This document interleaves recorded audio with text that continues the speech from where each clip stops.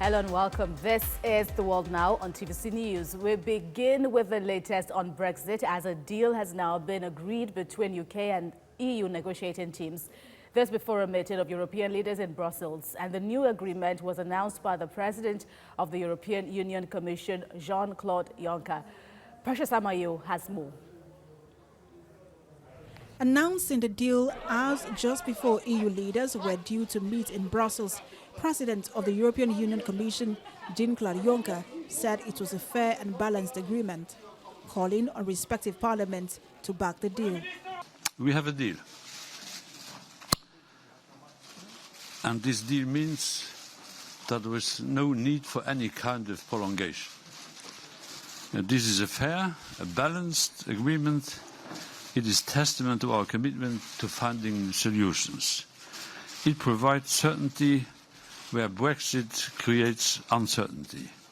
It protects the rights of our citizens, and it protects peace and stability on the island of Ireland. In a tweet, British Prime Minister Boris Johnson praised the new deal struck just over 2 weeks before the United Kingdom is scheduled to depart the 28-member bloc on October 31st. The two sides have been working on the legal text of the deal, but the Northern Irish Party, DUP, has cast doubt on its sign-off, saying they still cannot support it. The party released a statement saying they could not back proposals as things stand.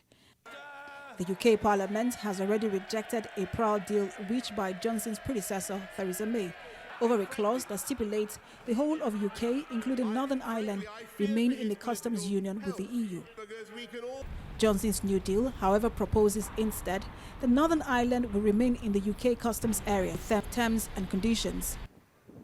The new agreement must be formally approved by all of the EU's member states and ratified by the European and UK Parliament. This is a day when the Prime Minister seems to have made a deal with the European Union, which doesn't give us the complete freedom of movement between Britain and Northern Ireland, because it creates a customs union border down the Irish Sea.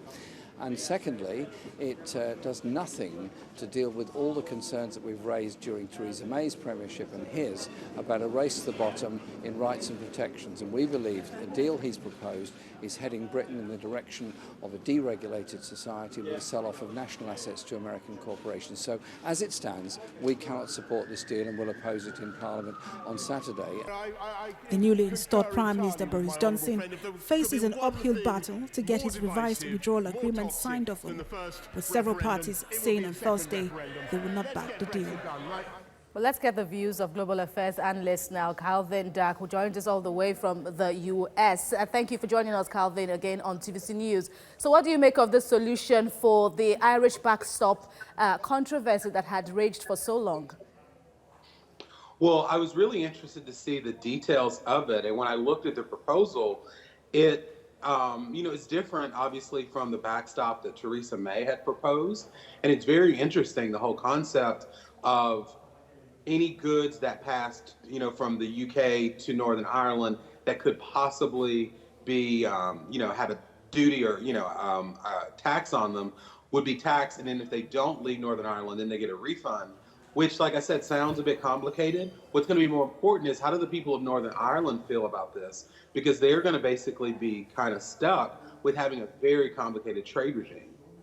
Right, and then we've seen the DUP party also saying a loud no to the agreement so far. What do you make about further progress on this deal in the UK Parliament and, of course, the EU? Well, I think it's interesting that if you just looked at what the EU leaders have said, they're basically saying, well, it was nice, the UK is gone, we've reached a deal with Brexit. But then if you look at internal politics in the UK, there's no consensus. And I believe Prime Minister Boris Johnson has until Saturday when they have to vote. And it's not looking like he has the coalition now. However, whenever there is an actual deal on the table that the EU has agreed to, it's going to be a lot harder to say no if the other option is a no-deal Brexit. Well, supporters of the latest deal now say the aim has now been reached to ensure that the UK remains a single customs entity or territory, so to speak now. Do you also see it from that angle? Yes, I do, but I'll tell you, when I was reading some of kind of the details that, have been released about it and how it gave the different, depending on the support in Northern Ireland, the different levels of how they deal with the value added tax and all of that. It's kind of weird because once Brexit happens, yes, Northern Ireland will have a say, but what's their alternative? As opposed to now when they're part of the EU. So it's kind of a misconception to say that they'll be able to decide in 4, 5, 8 years, because really they'll be able to decide against what's in place and nothing. And that's an easy choice. And then we've also seen how Brexit has panned out so far.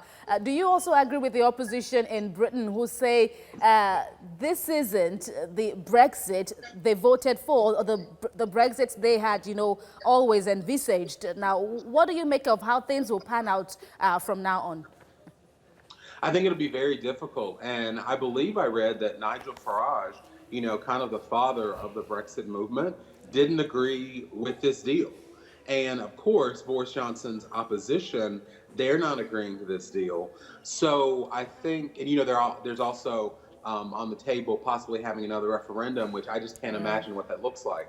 So it'll be interesting because the EU has said they see no need for an extension of the date past October 31st. Calvin Dark, thank you very much for your contributions. Thank you.